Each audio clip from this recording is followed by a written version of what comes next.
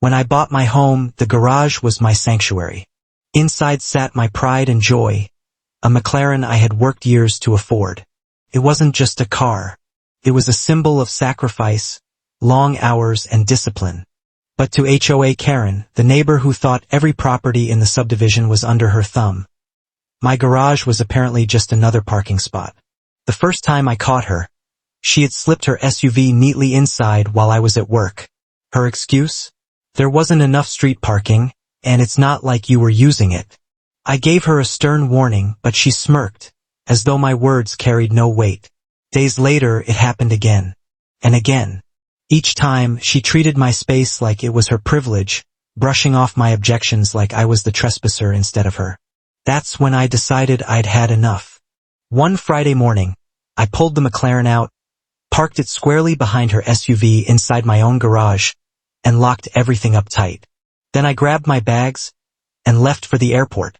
A week-long business trip had just become a lesson in boundaries for Karen. The next day, my phone blew up with texts and calls from her. First polite, then demanding, then furious. She needed her car. She had important errands. She even threatened to call the HOA. I ignored every single one.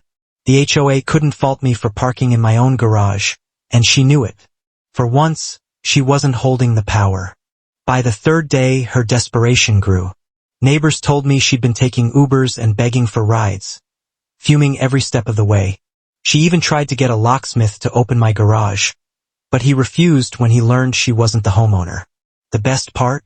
The HOA president called me personally to apologize for her behavior and promised disciplinary action against her. When I returned home a week later, Karen was waiting outside, arms crossed, face red with indignation. She launched into a tirade about how irresponsible and petty I had been. I didn't raise my voice.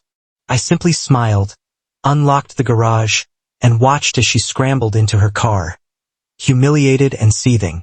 That was the last time she ever parked in my garage. Some lessons come expensive. Others come inconvenient. But either way, Karen learned mine was not a space she'd ever invade again.